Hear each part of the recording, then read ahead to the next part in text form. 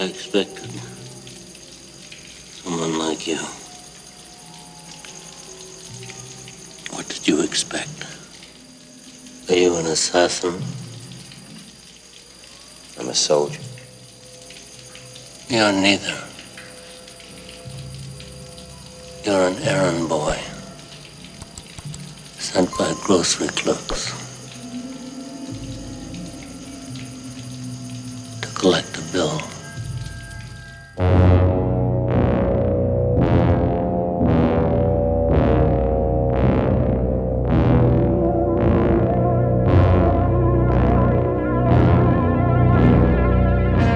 Muy bien, seguimos en este viaje de Apocalipsis Now, esta obra maestra absoluta de Francis Ford Coppola. Lo cierto es que en el viaje en esta estructura de río arriba de Apocalipsis Now, ya pasamos el último límite de Occidente. Nos metimos en la negrura, en las tinieblas. Han muerto tanto Chief como Clint.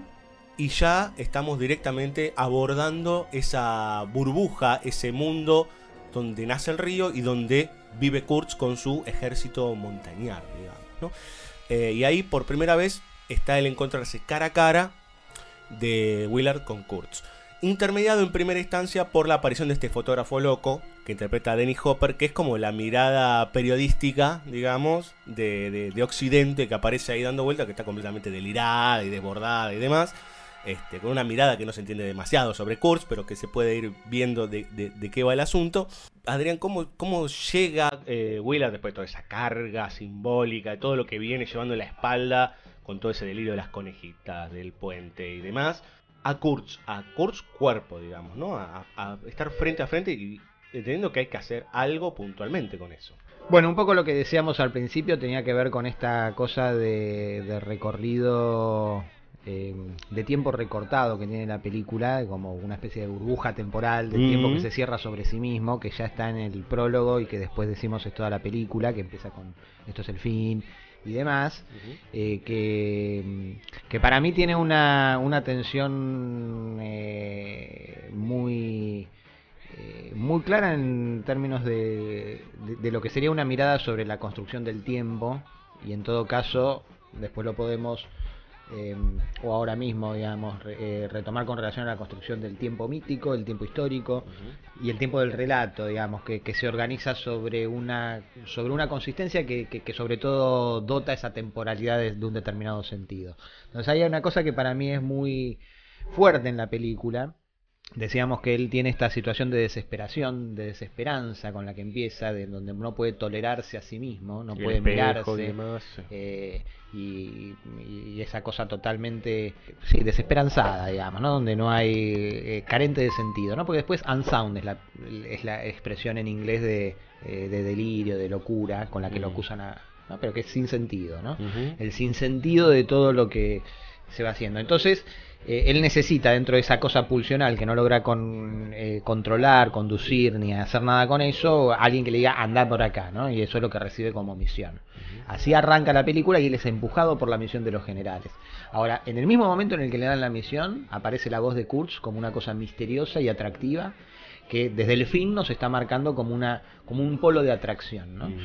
Y él va con ese empuje, no sé qué hacer con mi vida, necesito una misión, denme cualquier misión, tenés que matar a un coronel, bueno, voy, digamos, ¿no? ¿Qué voy a hacer? Pero ya en ese momento lo primero que dice es, no sé qué voy a hacer cuando lo encuentre, digamos, porque nunca me mandaron matar un norteamericano. Sí, aparte de él comprendiendo inmediatamente que lo que va a hacer es bastante absurdo, digamos. Sí, por ahí no está del todo claro, pero en la medida en la que va avanzando, lo va conociendo a Kurtz. Cuando dice lo del asesinato y el Indy 500 y demás. Claro, que es una locura, sí, es cierto. Es una locura acusar a alguien de asesinato. Pero en la medida en la que lo van conociendo más a Kurtz, se va sintiendo seducido. Es decir, que en la medida que transcurre la película uno va sintiendo rápidamente que esa tensión entre lo que lo empuja y lo que lo atrae, como si fueran dos fuentes distintas del tiempo, digamos, eso que traemos y eso a lo que llevamos, a lo que vamos, fuera paulatinamente reemplazada, como la energía que lo mueve. Si primero es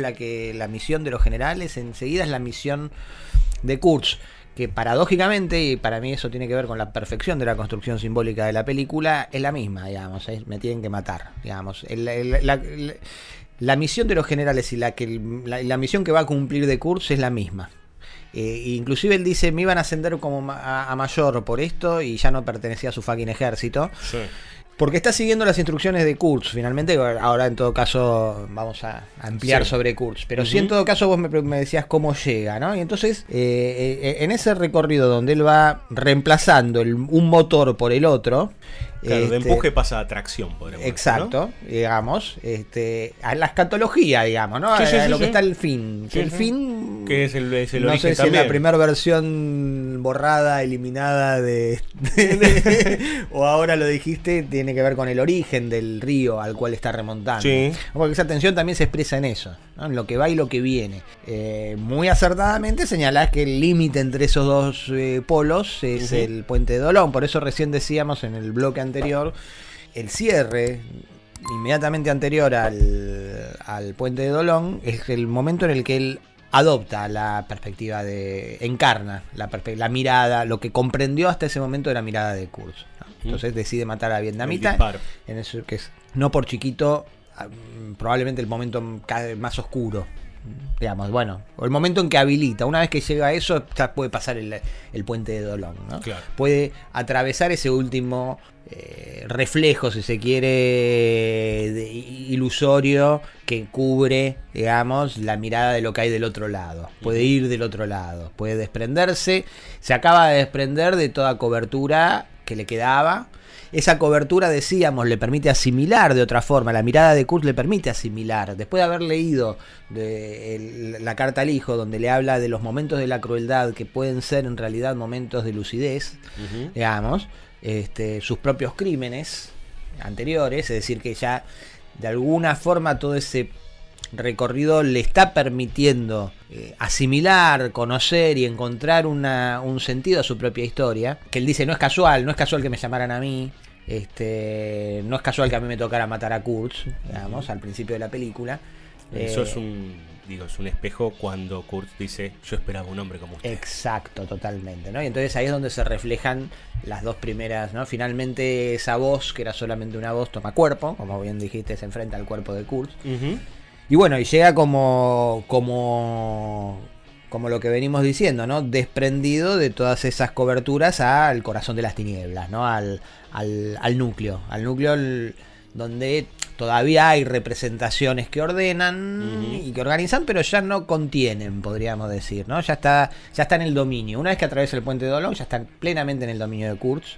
Entonces ya es como si Kurtz manejara el barco. De hecho, hay varias imágenes como que en el recorrido, hay antes también, ¿no? Como que si las montañas se movieran, ¿no? Así que sí, llega como atraído, ¿no? Se desprende aparte antes de llegar de todos los papeles, ¿no? Uno dice, bueno, hay una razón diegética, de que bueno, si va a matar a un tipo no tiene que estar con todo su dossier, digamos. Claro. Está bien claro, sí. Pero dice, no sé, que no sabía qué iba a hacer, ¿no? Igual es interesante que, bueno, estoy adelantándome un poco, pero él tiene que desprenderse de esos papeles para cuando volver con otros papeles. Exacto, sí, está muy bien. ¿No? Sí.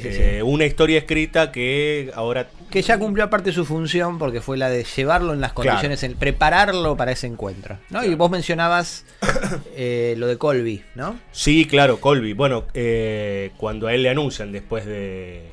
Cuando él lee finalmente, una vez que pasan Dolón, él se entera que hubo un anterior, ¿no? Y que termina mandando esa carta que dice, vende todo, tira todo a la mierda, como que explote el occidente, por decir, ¿no? Váyanse todos a cagar. Sí. Y él se encuentra cara a cara con Colby. Vende la casa, vende el auto, vende los hijos. Que se pudra todo, yo no vuelvo nunca más. Y lo ve, y Colby es casi como un hombre ahí completamente estático, ¿no? Que lo mira sin parpadear. Sí, que sabe a lo que viene Willard, pero está totalmente ya dominado por la voluntad de Kurtz. Claro. Por eso también cuando vos decís que Kurtz le dice esperaba a alguien como usted, Colby no le sirvió. Claro. Colby se fascinó. Claro. ¿No? Se convirtió en un sirviente o en un soldado. Sí. Digamos. Que también en el pasaje hay algo muy interesante, porque una vez que pasan el puente de Dolón hay una casa incendiándose. Sí. Y enfrente hay unas cruces.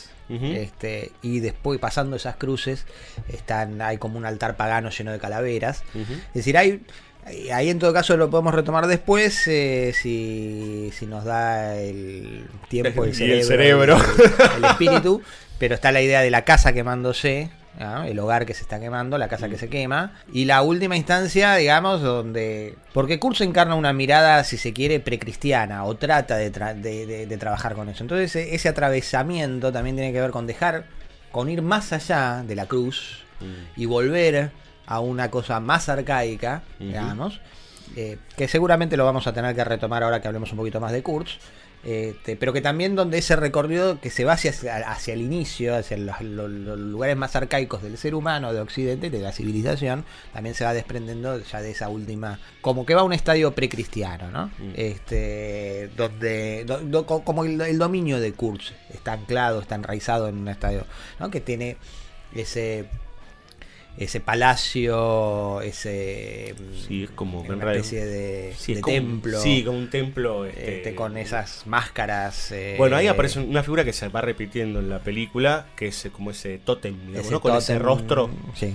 Que inclusive por fundido en una parte tiene como dos caras y se funde desde el medio, y entonces como que le entrara en esas dos caras de ese tótem. Sí, aparte que pasa que está sumergido en el agua por cómo está puesta la sobreimpresión, la cara parece estar partida en tres. Sí, y aparecen muchas analogías con la propia imagen de Willard cuando sale al principio de la película. Y con Willard dado vuelta encima, invertido. Exacto. ¿No?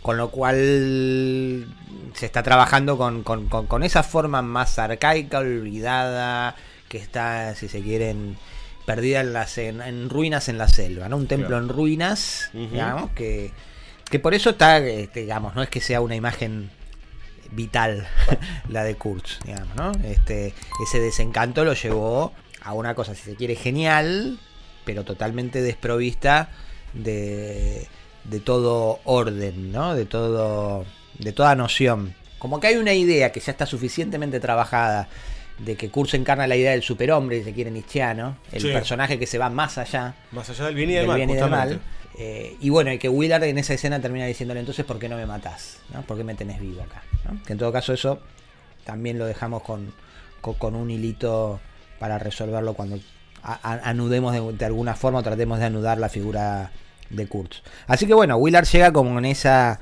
situación, abierto a lo que pueda suceder, dispuesto a conocer, sabiendo que se va a enfrentar con algo que no sabe qué es, pero a lo que ya el deseo y el camino como que no tiene vuelta atrás, por ese deseo esa necesidad, deseo de conocer aquello que le revele su propio rostro, podríamos decir, ¿no? Y nosotros acompañándolo a él. En principio que le devuelva otro reflejo, digamos, ¿no? De ese reflejo perdido que rompió al principio de... Sí, no como para reemplazarlo, sino como para tratar de conocer lo que ese reflejo escondía, digamos. Claro, ¿no? lo que estaba del otro lado del espejo en tal caso. Exacto. ¿No? Digamos, ¿no?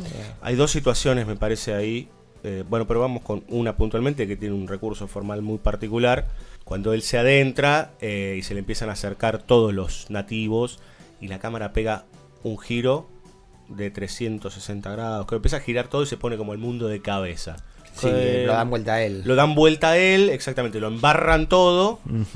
¿Qué construye ahí el compañero Coppola cuando da vuelta la cámara de esa manera y lo ponen de cabeza exactamente a Willard? Sí, lo ponen de cabeza y lo meten en un barro, digamos, lo están preparando para el encuentro, es cuando lo agarran para prepararlo, digamos, primero bajan del barco y no está Kurtz ahí, tiene este vínculo con Dennis Hopper, que es como una especie de bufón, digamos, está trabajado con eso, y en ese sentido también hay una mirada, lo planteaste bien, sobre el periodismo, pero también como una figura, si se quiere, en términos tradicionales, digamos, como el bufón que dice que se le permiten decir ciertas verdades, ¿no?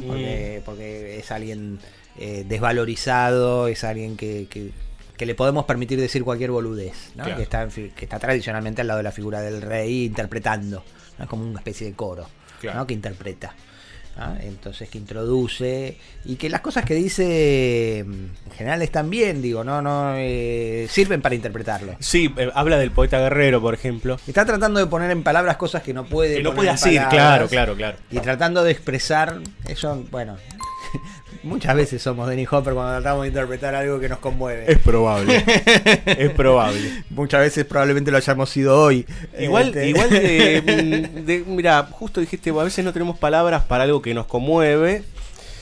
Y hay pero es más adelante, no quiero estar spoileando. Cortando, no, haciendo como ramificaciones, pero hay un momento que Kurtz le dice cuando le habla del horror y del horror tiene un rostro, pero cómo lo nombrarías al horror, digamos, ¿no? Como esta cosa de, bueno, ¿qué carajo es? Digamos, ¿no? Cuando te tiene cara a cara, ¿qué es? Bueno, pero no importa, espera porque falta para eso. Lo ungen en ese barro y demás y qué sé yo, con esa cámara que da la vuelta, etcétera. Es cuando él ya va a seguir, le avisa a Chef que bueno, que si no vuelve para tal hora, pida que bombardeen, sí. Y sale se desprende, digamos, y sale, y ahí es introducido ritualmente por la comunidad, preparado para ser reconstruido, digamos. La idea del que también es un motivo tradicional, ¿no? El pisar el charco, el mojarse, el volver a la tierra, al barro, es ritualmente llevado por el grupo de indígenas a la preparación de que pueda enfrentarse a la figura del rey, sumergiéndolo en el barro de esa comunidad, y con esa inversión que es como una especie de dar vuelta a esa cosa que trae, ¿no? Claro. Es como yo lo entiendo de esa forma, tiene que ver con un ritual de preparación para ser formado. Más básicamente uno puede pensar que se da vuelta el mundo, digamos, sí, ¿no? Se termina de dar vuelta la literalmente concepción. se da esa vuelta, pero también se lo da vuelta a él en el barro, claro. Y a nosotros analógicamente con él, del cual va a ser devuelto cuando salga del agua ya para consumar. Por eso digo, ahí es donde cuando vuelve el fin, digamos, cuando se vuelve a escuchar a los Doors. Exacto. Y en ese recorrido, una vez que logró llegar a esa instancia, digamos, ya hay todo un recorrido iniciático hasta la llegada a Kurtz, digamos, no cualquiera llega hasta ahí, y es preparado durante ese periodo en el que es capturado, metiéndonos un poquito con lo que sigue, digamos, pero porque ese sería como el inicio de la reconfiguración, del reseteo que le hace Kurtz, digamos, para que siga su misión, que es matarlo, digamos, matarlo y conservar la memoria, digo, porque no es que necesita solamente que lo maten, necesita que lo maten, pero que alguien que haya atravesado todo ese recorrido, se haya organizado en función de la mirada de Kurtz, sea capaz de contarle al hijo la verdad. El primer indicio está cuando vemos la carta que le manda al hijo. Exacto, y eso sí es algo fundamental, que si nos olvidamos, ver qué función cumple la figura del hijo, la figura del padre y demás. Pero en todo caso, a partir de ahí viene ese momento de reconfiguración, de remodelado, digamos, ¿no? Entonces es devuelto a ese barro, o expuesto en ese barro, como para volver a ser modelado, ahora por el discurso y por el enfrentar cara a cara a Kurtz, en el que lo primero que hacen es demostrarle que no es libre, digamos, ¿no? Porque lo rodean, claro, digamos, sí. Y él se deja someter, porque tampoco que puede hacer, tiene 50 tipos alrededor, y se deja hacer porque no es libre, ¿no? Eso es lo primero que le hacen ver, y después lo dejan en libertad. Libertad que ya es una libertad, podríamos decir, condicionada, claro. Porque cuando lo dejan en libertad, ya Kurtz le expresó, digamos, no solo con lo que dice, sino sobre todo le cortó la cabeza a Chef, sí, claro. Digamos, bloqueando, porque él dijo a las 22, el otro estaba esperando que se hiciera de noche, que se hiciera la quedó hora. Dormido. No sé si se quedó dormido, le cortó la cabeza a lo mejor a las 10-5. Sí, no, claro, sí. El Chef dice, me quedé dormido, no me quedé dormido, va a accionar y inmediatamente vemos que aparece Kurtz con la cabeza, digamos. Y le tira la cabeza, bueno, ya está, te tiraron esa cabeza, te están diciendo que sos libre, movete como quieras, pero bueno, no si ya antes sentíamos la presencia de Kurtz todo el tiempo, sabemos que no se mueve una hoja de un árbol sin que no exprese la voluntad de Kurtz, digamos, claro. en ese reino. Es como que llegaste al infierno y bueno, el demonio es el que marca la cancha. Ahí está. ¿no? Y a todo esto está Lance, pero Lance ya ha perdido, yo creo que ha perdido toda razón, digamos, ¿no? Lance yo creo que es una especie de... es polémica, decíamos antes, porque uno dice, bueno, porque digamos, es lo único que se lleva además, ¿no? Wheeler lo agarra y se lo lleva. Yo creo que hay una idea ahí de una mirada sobre el infantilismo americano, ¿no? ¿Viste? Cuando pasan el puente de Dolón y reciben las cartas y él juega con el humo. Tiene muchas cosas de infantil. Y viene de decir, no, viene aparte de leer la carta que un amigo fue a Disney y dice, sí, estás acá, ¿no? Como que no hay ningún lugar como Disney y dice, sí, loco, esto es Disney. Y está todo el tiempo con... Sí, con LSD. Está todo el tiempo flotando, ¿no? Es como un surfer. Bueno, en la escena del barquito, él se preocupa por el perrito. Dame el perrito, dame el perrito, dame el perrito. Y cuando lo matan a uno de los dos, ya no me acuerdo cuál, creo que cuando lo matan a Clint, él se preocupa por el perrito, digamos, sí. ¿No? Es como... está en cualquier otra, cuando se pone el en la grabación del principio, en tenemos que matarlos a todos, incinerarlos. Me acuerdo del pig after pig, cow after cow, y todo ese lidiar con lo del asesino y demás, y que qué pasa si los asesinos llaman a los asesinos. Bueno, no importa, digo, cómo construye eso de, bueno, a esto hay que implotarlo todo, matame a mí y llévate, bueno, en este caso sería el relato, digamos, ¿no? Uh-huh. Ahí uno podría decir, Wheeler se hace cargo de que no hay solución ahí, digamos. Claro. No hay, finalmente, y por eso también me parece que tiene que ver con asimilar esta cuestión de la condición trágica de la civilización y, si se quiere, del ser humano. Mirar a la muerte cara a cara, digamos, o mirar al mal cara a cara, no implica la posibilidad de esterilizarlo. Es asumir esa fatalidad. Kurtz se fue del otro lado y ya no tiene retorno. No. ¿Qué camino tiene Wheeler? ¿Dejarlo? ¿Para qué? Digamos, ¿no? Claro. Tiene que despenarlo. Es como, digamos, bueno, y ofrecerle un sacrificio, digamos, ¿no? En todo caso... El tema es por qué Wheeler no se podría convertir en Kurtz. Bueno, esa es una tentación que se le ofrece, ¿no? Y esa es aparentemente la gran pelea con Milius. Digamos, ¿no? El final del guión había como un enfrentamiento. En realidad no lo mataba Wheeler a Kurtz, moría Kurtz, era herido en un enfrentamiento que tenían juntos con un ataque aéreo, y después él se llevaba el cuerpo, él se lo llevaba a Kurtz herido como en la novela, digamos, en el barco, y moría en el barco. El final del guión es muy parecido al final de la novela, y había como una especie de elipsis en el guión de que Wheeler no recordaba mucho cómo había sido rehabilitado, digamos, claro, ¿no? Pero le llevaba después los papeles a la esposa. A la esposa de claro.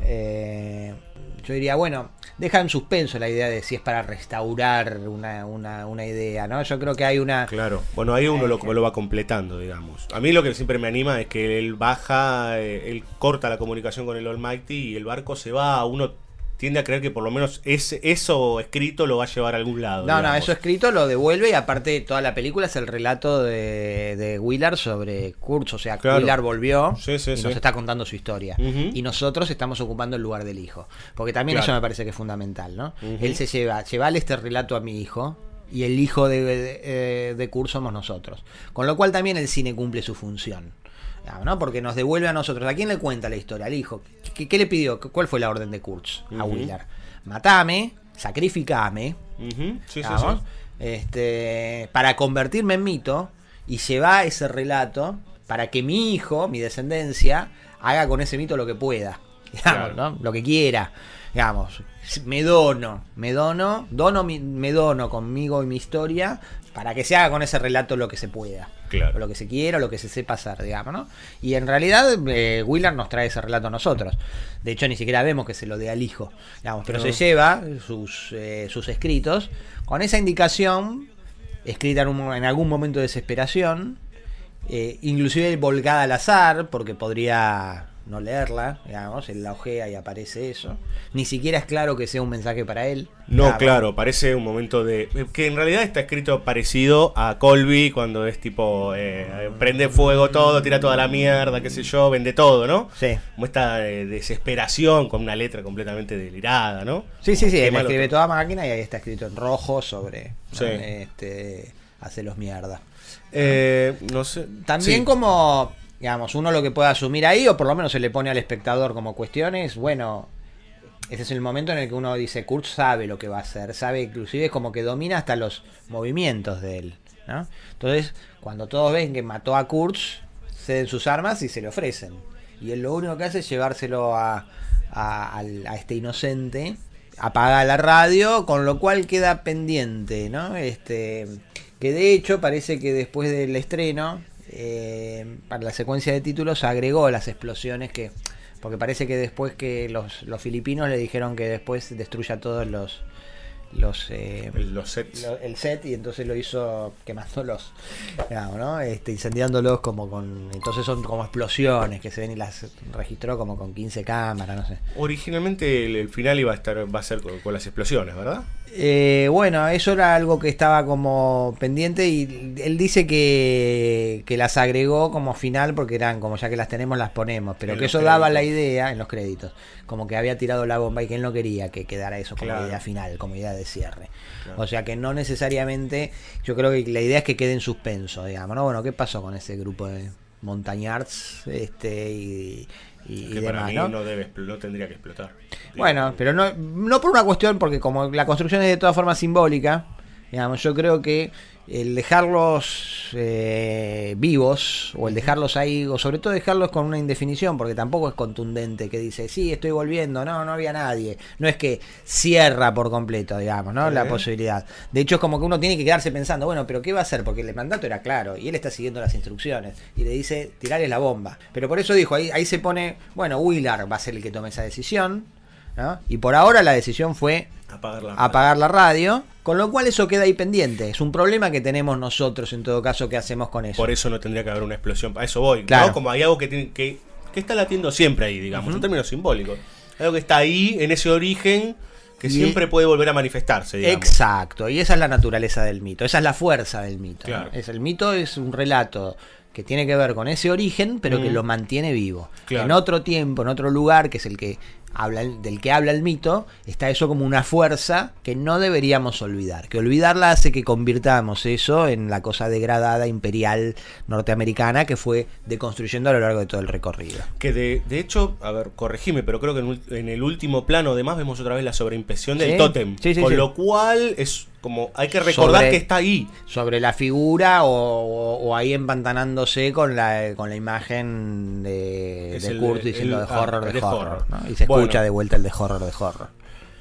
Me parece fundamental, porque no podemos escaparle a eso, digo, porque ya hemos llegado al cierre de la película, que en realidad es el fin, que es el principio, y la burbuja del tiempo, esto que es un río que va y viene, que tracciona y que tira, o que empuja y que tracciona.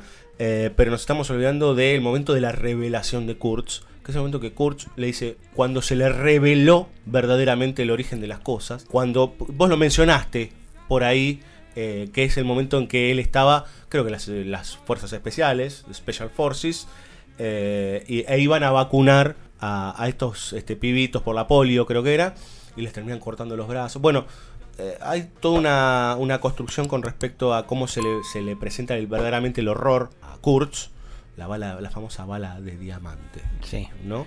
Y él habla de la determinación, que me parece que es algo que estuvimos hablando pero que no terminamos de cerrar, esto de la determinación para hacer ciertas cosas. Bien, bueno, no, ahí lo genial es que lo hace, ¿no? Con un relato, con un breve mito, digamos, ¿no? Para él con una metáfora poética.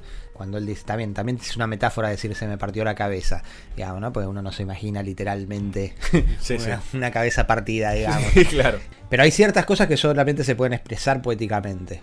Y la verdadera naturaleza de la condición humana, yo creo que es una de esas cosas que no se puede explicar si no es poéticamente. Entonces... Perdón, pero el mito entonces se expresa a través de eso. ¿El mito? El mito puede expresarse más claramente a través de eso. El mito es una expresión poética, digamos, es una expresión, claro, es una expresión que no es conceptual, no es decir, bueno, la lucha de clases, bla. No, claro. ¿No? Es construir un héroe que encarna una... Ni siquiera diría una idea, como si fuera una alegoría. Es la idea de la libertad, y entonces expresa la libertad, o expresa, no sé, el coraje. No, bueno, pero es simbólico, o sea que tiene mayores lugares para agarrar, por decirlo. Exacto, mayores lugares por agarrar y simultáneamente es inagarrable. No se puede cerrar, digamos, ¿no? El sentido. El sentido. El sentido, y por eso la poesía. Lo poético no como lo lírico, sino lo poético como aquello que le da forma a ideas en el sentido platónico, en todo caso, pero que no a conceptos, sino a estructuras de sentido que se expresan y que si las reducís a concepto estás eliminando el núcleo, claro, digamos, ¿no? Entonces, de donde en todo caso viene todo conocimiento, pero que es inagotable, y que en todo caso la función poética de la poesía contemporánea tiene más que ver con restaurar ese valor de la palabra, que por lo menos míticamente, cuando Adán le pone nombre a las cosas, las cosas adquieren su forma porque son nombradas, o sea que en el nombre de las cosas está la esencia de las cosas. Pero en la medida en la que el nombre se separa de la cosa, se convierte en un cajoncito donde se pone algo que no se termina de ver. Entonces, bueno, la poesía tiene como que reformular. La manera de eso es generar tensiones entre expresiones que hagan que la expresión se vea como que no se cierra. Entonces vos no decís, bueno, en ese momento me di cuenta de cómo era la verdad del asunto. No, una bala de diamante atravesó mi cerebro. ¿Y qué es lo que atravesó? Digamos, él venía, tal como lo describe el general al principio, era un humanista, un general bueno, alguien que encarnaba, que creía en los valores. Tercera generación de West Point, uno puede pensar, no era un milico corrupto. De hecho, cuando a los 38 años decide refrescar, digamos, volver, algo que no se termina de entender, pero lo primero que uno tiene que entender, bueno, está pendiente de su carrera, sabe que no le conviene en términos de carrera, pero de alguna forma hay un conocimiento de la guerra que él evidentemente quiere tener y que le conviene volver a empezar en una cosa donde a los 19 años te mata, él tiene 38. Claro, se va a entrenar, creo que con RK o algo por el estilo, ¿no? Él sí, a los Boinas Verdes, no sí, sé sí. Exactamente cuál, pero como algo que es muy zarpado y que es una locura, que no todos lo pueden hacer a los 20 años, el chabón lo hace casi 40.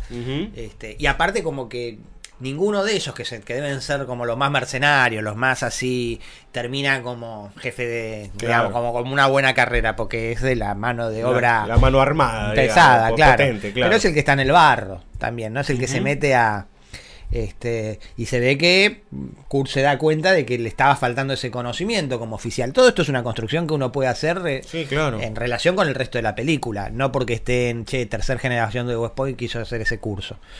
Y de hecho tuvo que enfrentar a las autoridades, no querían, digamos, como que, bueno, sos ministro, no te quiero llevar a un colegio no sé, si sos ministro de educación, bueno, no, pero quiero ir a enseñarle a los pibes que no saben hablar en el Chaco.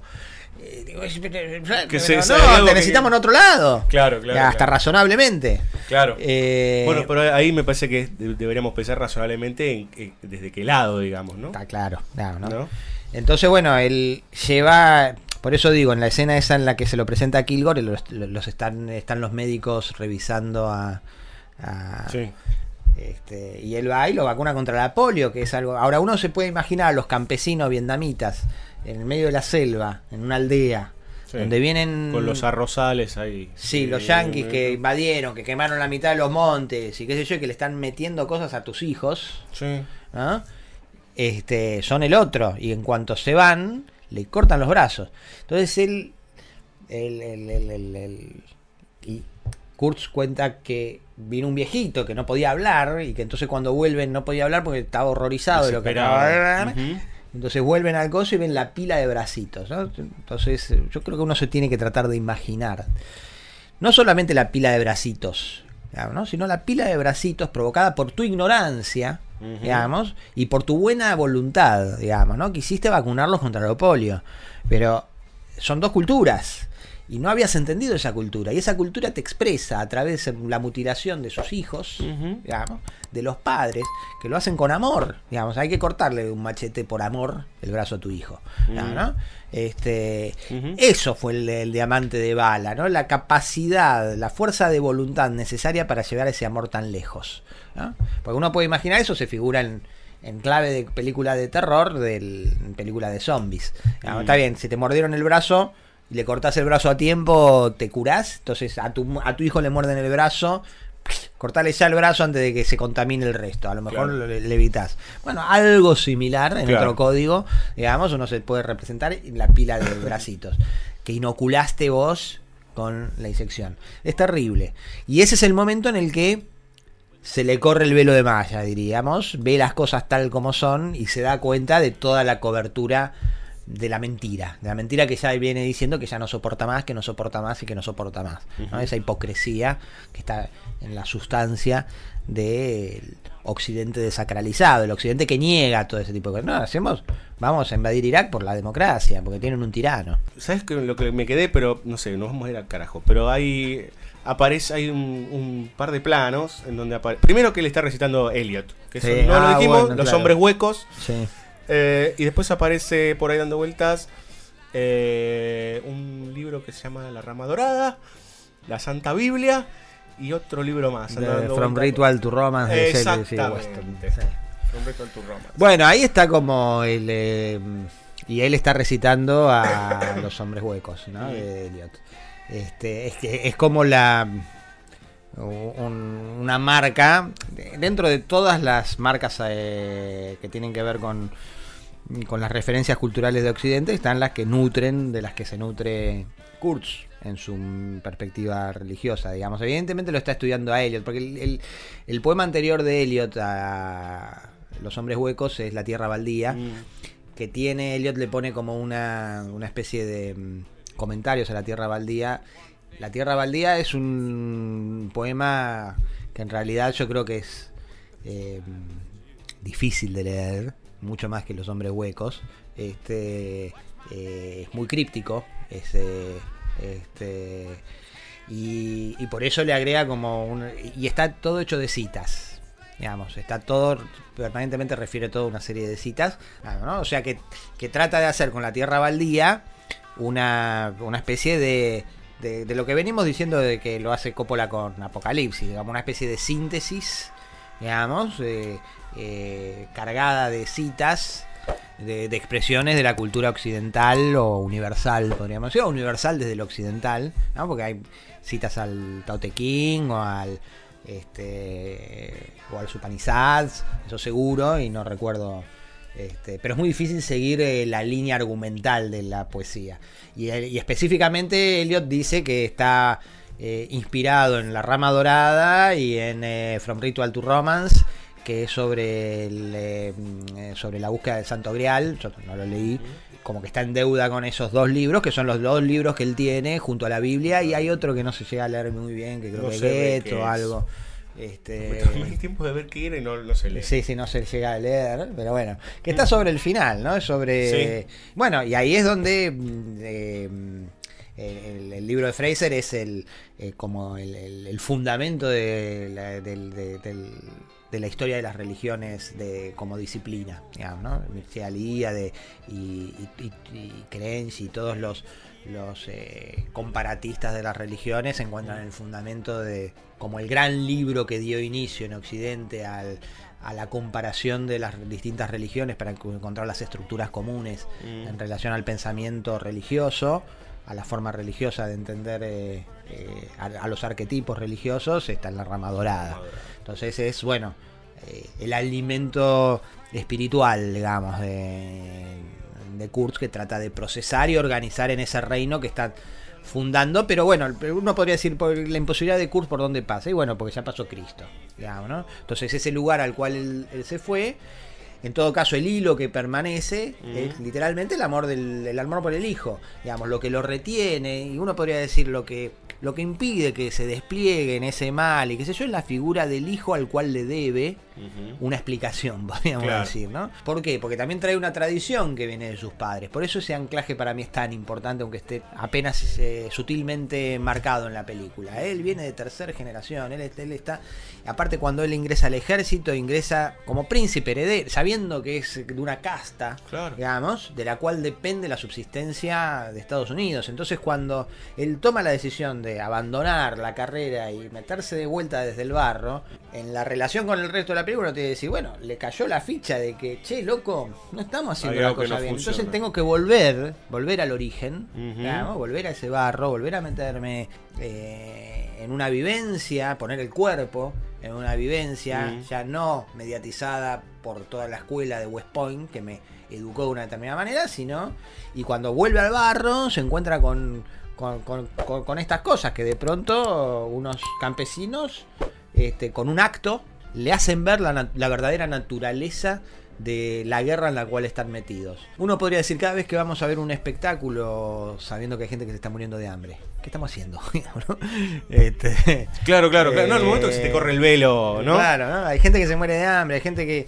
estamos pagando una deuda externa para que se financie el ejército norteamericano para invadir Siria. Y entonces, pará, ¿no? ¿Cómo está ordenado el mundo? Ese velo se nos tiene que caer.